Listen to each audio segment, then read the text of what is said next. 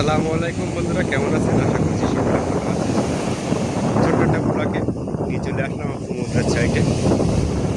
দেখতে থাকুন ছোট্ট ব্লগ, আর ব্লগটা শেষ পর্যন্ত দেখার জন্য অনুরোধ রইল। দেখো,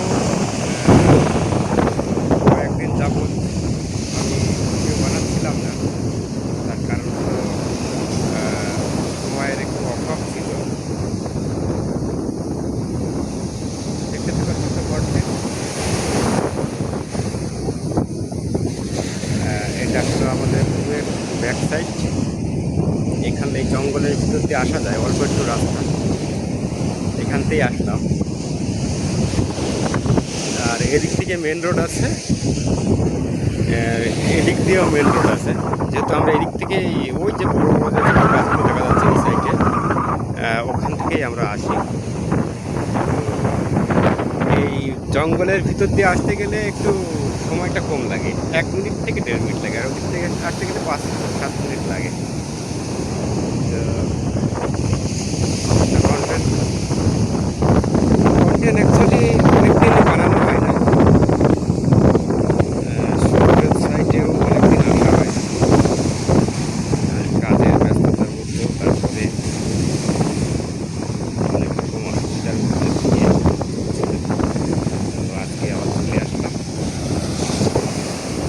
সমুদ্র গ্রাম প্রান্তে আছে, আমরা এই সাইডটাতে কমই আসি।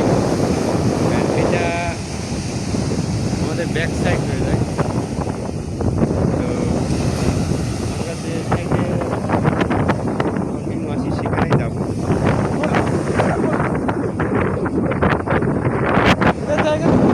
চলো, আজকে সাইডেই যাবো। আমার পাশে আজকে সমুদ্র কিন্তু বিশাল উত্তাল। আমরা ভাবছিলাম যে একদিন সমুদ্রে স্নান করার ভিডিও বানাবো, দুপাল চ্যান ঘুরেছি। তো বিষয়টা হলো তখন আমার মোবাইল ছিল না, ওই কারণে ভয়তে ভয়তে আর কি মোবাইল নিয়ে আসা হতো না, মোবাইল নিয়ে ঘুরে আসতো। ভিডিও বানানোর আবেগে দেখা যাচ্ছে ভিজে গেল মোবাইলটা। তো এখন ওয়াটারপ্রুফ চলে এসছে, IP69। পানি ঢুকবে না।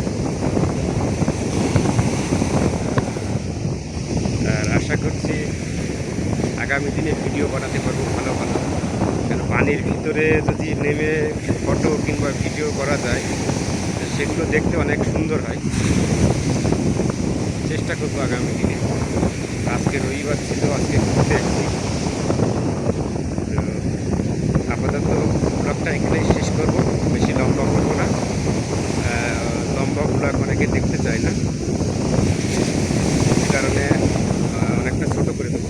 ওয়া ওয়া ওয়া, তাই চলে আসছে।